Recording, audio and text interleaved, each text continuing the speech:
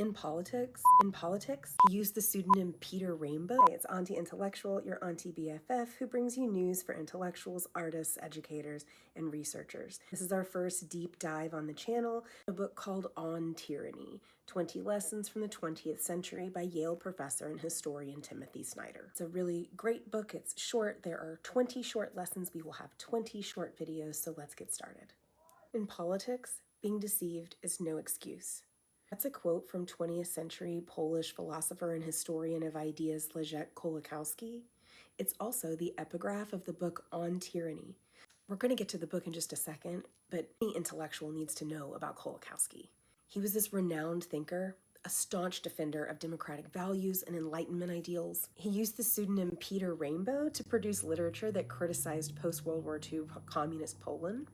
And due to political repression, he spent years in exile. He lost his chair at Warsaw University for speaking out against the communist regime. He couldn't publish. He received tons of honors. He's considered Poland's leading 20th century philosopher.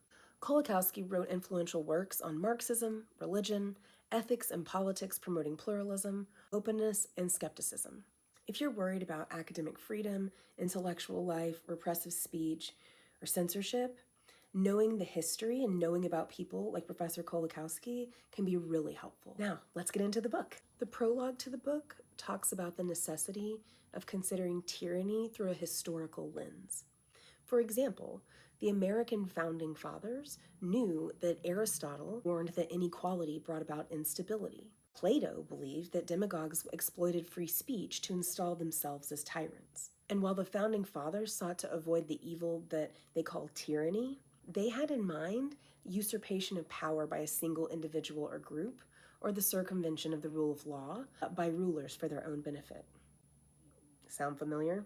But much of the succeeding political debate in the United States has concerned the problem of tyranny within American society, over slaves and women, for example, Snyder says. You've seen attempts in popular culture to decontextualize this moment in history and to make us feel like we are out of time, outside of a timeline. Snyder is all in on the power of history to instruct, familiarize us, and warn us about what's next. For folks concerned about what's going on in the world today, a really great thing to study is Europe in the 20th century. Snyder says that fascism and communism are responses to globalization. Fascists, he says, rejected reason in the name of will, denying objective truth in favor of a glorious myth articulated by leaders who claim to give voice to the people.